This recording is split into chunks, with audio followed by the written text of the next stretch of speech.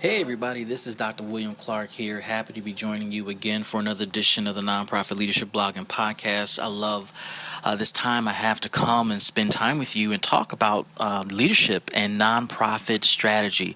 That stuff energizes me, and I'm just excited to share with you this particular podcast. Now, the last time we were together, we were talking about developing the right strategy for your nonprofit, and we labeled it Part 1. It was labeled Part 1 because the first part that I covered in the podcast was all about identifying your right now, where's your organization in the moment, how do you define your reality? And it's essential for you to go through that process of discovery to determine where your nonprofit currently stands.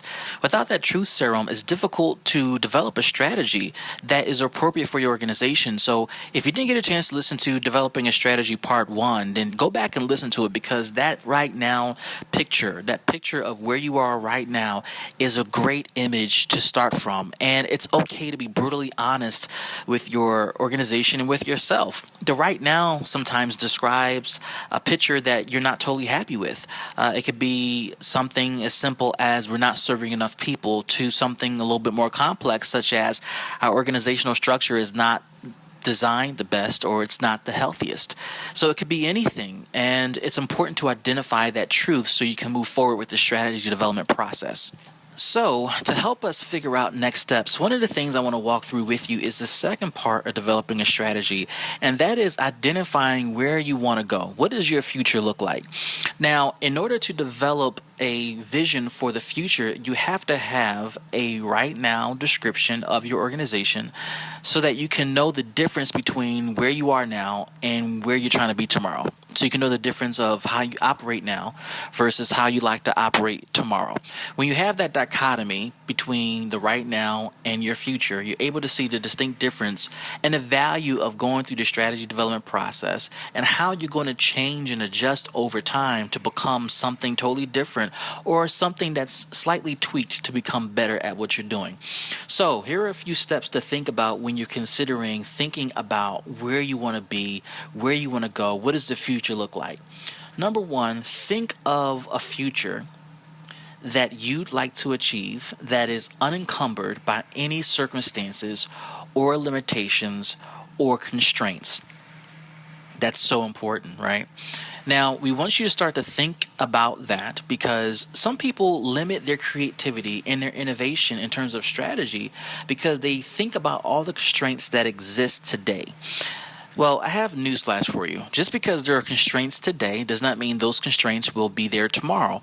Some organizations do not realize that some of the constraints that exist today are a result of your pre-existing or your current organizational structure or business model. Perhaps if your business model changes, perhaps if your organizational design changes, perhaps if your leadership changes, the constraints that you're struggling with today will no longer be an issue. And yes, like anything, when you experience change, new constraints will pop up and you'll have to navigate those.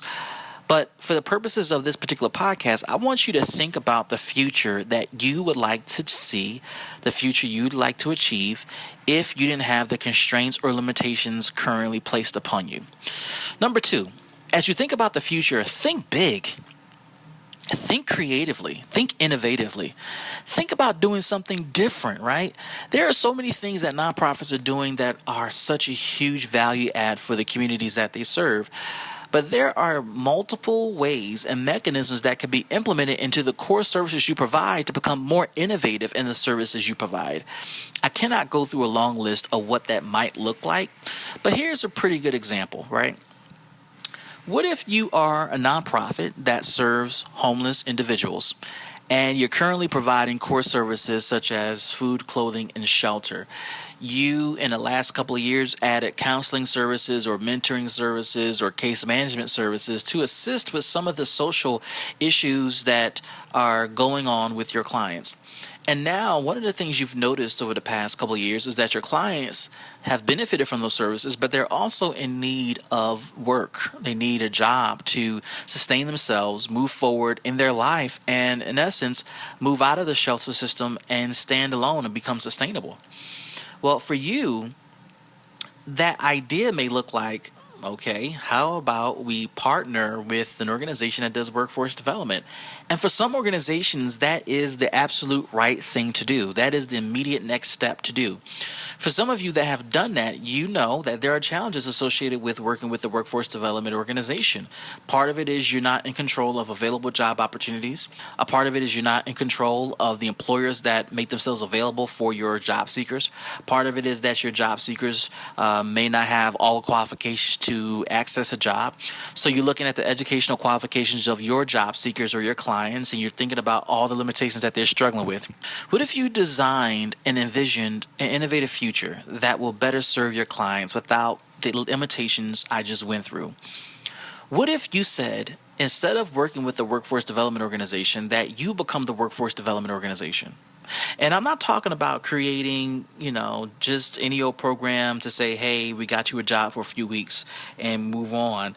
I'm talking about creating perhaps a for-profit business or a for-profit opportunity that is generating a profit and that is self-sustaining and that only employs job seekers that go through your program.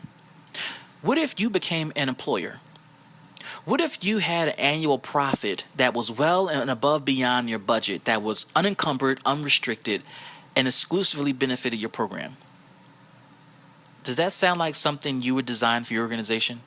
Does that sound like a future for your organization that is brand new and innovative and unconstrained by the limitations you deal with today? For some of you, that example works perfectly fine. For others, there are other examples that you're working through right now mentally that you're thinking about as you listen to this podcast. And I challenge you to think about a future that is unencumbered by your limitations of today. Remember, developing a strategy is not about worrying about what happened yesterday. It's about worrying about how can we create a new tomorrow for our clients, for our programs, for the vision that we have for our community. Lastly, one of the things I'll add and share with you that you might want to consider as you think about this future, this creative future, is to not limit your creative thinking, to not limit your innovation, to not limit the crazy ideas that will come out of this process. One of the things I've observed and seen during strategy development processes is the best strategies are developed when the craziest ideas are placed on the board for discussion. In some cases, those crazy ideas don't make it to the bitter end of what becomes the strategy or the strategic plan. But some variation of those crazy ideas still pop up, and the DNA of those ideas are infused in what becomes the final plan or strategy, or in this case, the vision for the organization. I challenge you, matter of fact, I dare you as a leader to allow creative juices to flow, not only just from you, but from your direct reports and everybody in your organization who has a hand in making your nonprofit what it is. Get all the crazy ideas out. Get the best ideas on the board. Discuss them. Chop them up.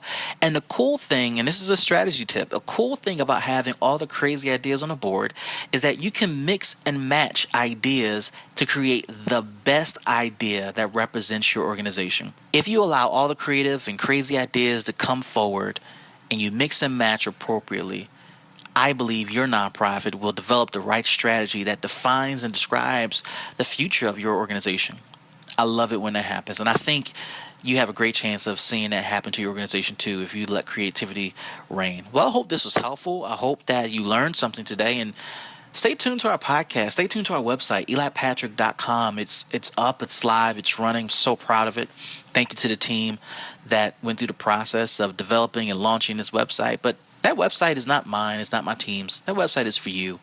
All the information on there is for you so that you can continue to process good information that can benefit your organization. Till next time, you guys stay well, stay safe, and we'll see you next time for the next edition of the Nonprofit Leadership Blog and Podcast.